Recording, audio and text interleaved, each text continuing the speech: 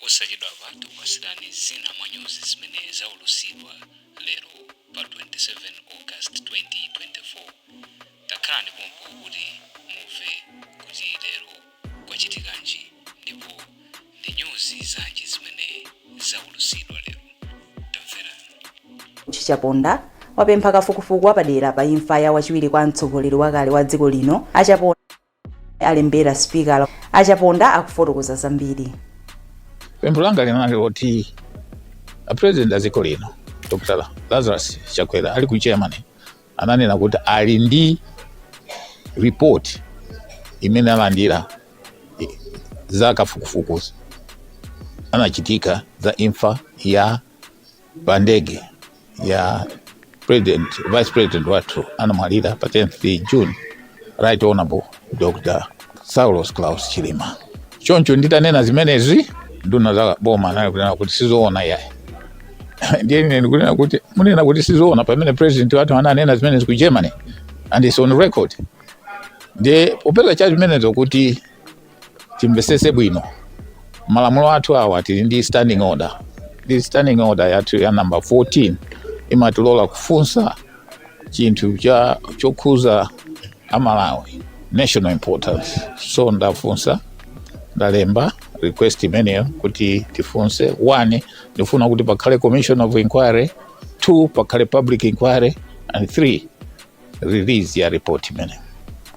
Mtsogoleri wa dziko lino a Lazarus Chakwera wakhazikitsa thandizo lochokera ku bungwe la Global Fund la ndalama zokwana 893 billion kwacha.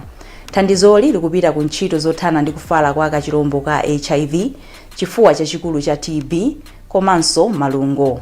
Kathe Maulidi akufotokoza. Achakwera adayamikira bungwe la Global Fund komanso mayiko omwe amathandiza bungweli pokumbukira dziko la Malawi ndi thandizo maka pa nkhani za umoyo nthawi zonse. As we embark on this new phase of our partnership with the Global Fund, it is crucial to acknowledge the significant strides we've made thus far. Through previous grants, we have expanded access to essential health services, increased the availability of life-saving medications, and improved our healthcare infrastructure. With these grants, we have procured ambulances and utility vehicles, procured gas plants and modern hospital equipment such as CT scans, and we have recruited thousands of healthcare workers. I'm therefore highly indebted to the Global Fund for this support. Mkulu wa Global Fund Mark Edon Eddington adayamikira dziko la Malawi pochita bwino pa ntchito yothana ndi HIV, TB komanso malungo. Iwo adapitirira kupempha dziko la Malawi kuti lichilimike poonetsetsa kuti ndalamayi yagwira ntchito yake yoyenerera.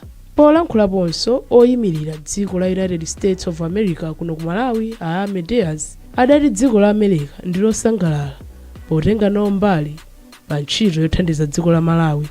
Nduna yoona zachuma kuno ku Malawi a Simplex Chichela alonjeza kuti ndalamayi igwiritsidwa ntchito moyenerera.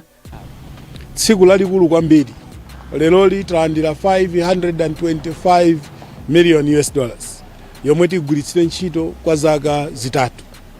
Ndalama zimenezi zitithandizira kulimbana ndi matenda a TB, HIV ndi malungo. Ndineneponso pano kuti ndalama zimenezi zithandiziranso kukonzanso zinthu zina, systems strengthen, ndi cholinga choti kuti nkhondo imene tili nayo yolimbana ndi matenda awiri amenewa ikhale yopambana. Dziko la Malawi lakhala pa ubwenzi ndi bungwe la Global Fund kuchoka mchaka cha 2003.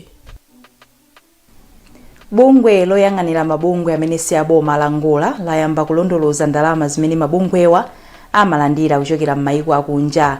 Ripoti limene bungwe la Angola linatulutsa la mchaka cha 2023 likusonyeza kuti mabungwewa anali ndi ndalama zokwana 589 billion kwacha.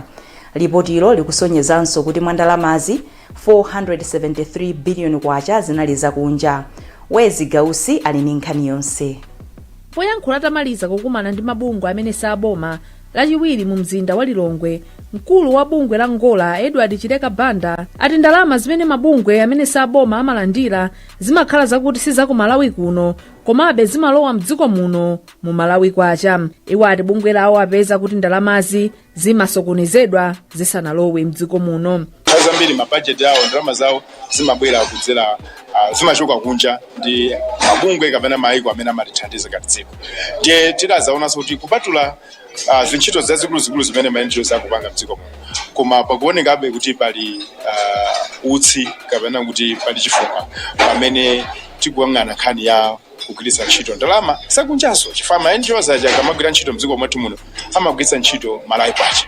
Mmodzi mwa akuluakulu ku nduna owona zosasiyana pakati pa amayi ndi abambo a Godfrey Chimwala ati ndi zabwino kuti bungwe la Ngola layamba kuunika ndalama zakunja zimene zimalowa mdziko muno kudzera mabungwe amene saboma. Iwo ati malingana ndi ripoti mabungwe amene saboma amabweretsa ndalama zambiri zakunja mdziko muno poyerekeza ndi kugulitsa fodya kumene dziko la Malawi limadalira. Tikachoka 2004 kuzafika tsiku la lero kuti muone ma NGOs amene tapanga register amene ife timaona ma record mwathu ndi ma NGOs ambiri 900 plus actually tikayang'ana onse amene amapanga comply. So mukaona kuti ma NGOs amene amalandira ndalamazi kuti muone zimene amachita background ena nzomvetsa chisoni akulanda ndalama zambirimbiri koma zochitira zake sizikuoneka bwino. Pakadali pano bungwe la Ngola latilipitiriza zokambirana zake ndi banki yaikulu mdziko muno ya Reserve kuti apeze tsatane wa mmene ndalama zakunja zimene zimabwera ku mabungwe amene saboma mene zimayendera.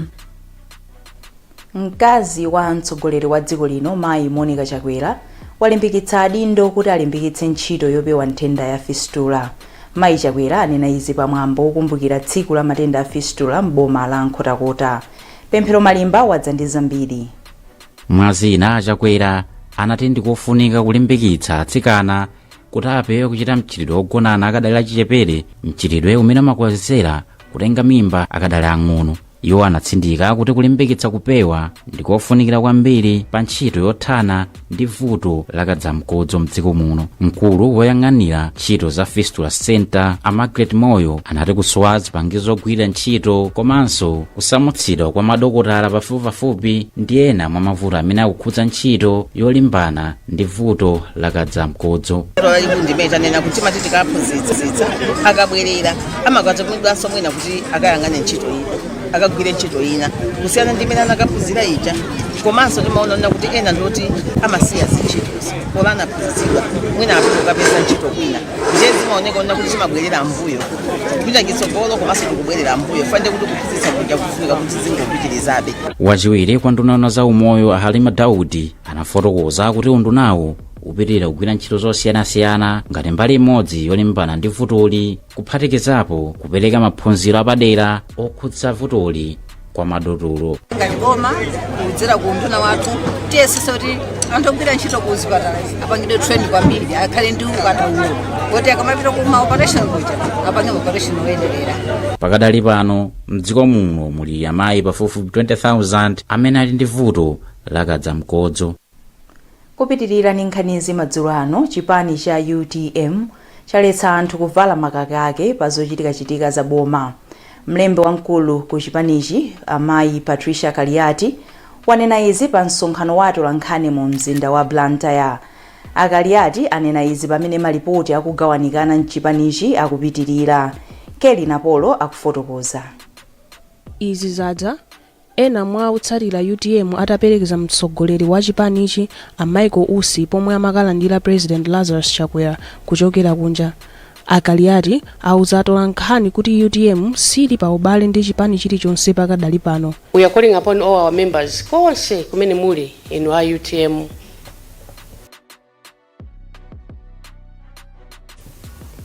asogoleri ma functions onse aboma tisakuone nkoni, ndipo tikupempheni kuti mukapitako please salu yathu iyi ya UTM tisayipeze.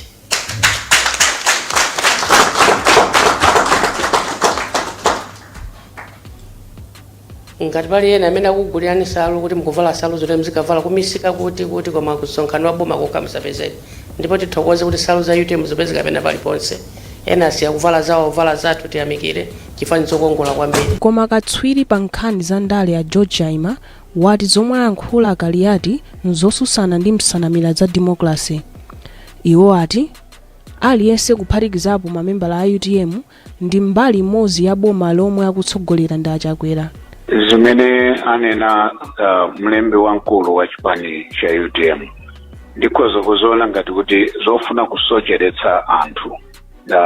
Chifukwa tikati tiyang'ane mu democracy dziko kapena boma ndi chani, timanena kuti boma la democracy ndiye anthu kaya kuli akuchokera ku UTM kandi ku PP kandi ku PPM kandi ku Afrod kandi ku DPP ngakhalenso ku Malawi Congress Party, onsewa ndi Amalawi.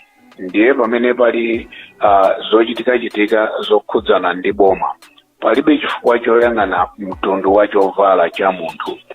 Pa msonkhanowu mneneri wa UTM wa Felix Njawala analengezanso kuti chipani ichi chizakhala ndi msonkhano wake waukulu pa 17 Novemba chaka chino. Pambali pa zambiri zimene tinakambirana, nkhani yayikulu ina imene tinakambiranapo ndi nkhani yokhazikitsa tsiku limene tipange convention yathu.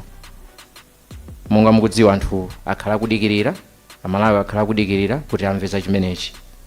Chotero tinagwirizana kuti msonkhano wathu waukulu ukhala pa 17 Novemba chaka chino. Mwezi watha komiti ya UTM idalengeza kuti chipani ichi chatuka mu mgwirizano wa Tonse Alliance ponena kuti palibe chilungamo pa zomwe adagwirizana m'mbuyomu. Izo zinali nyuzi zina zimene zaulusidwa lero pa 27 August 2024 pa kanema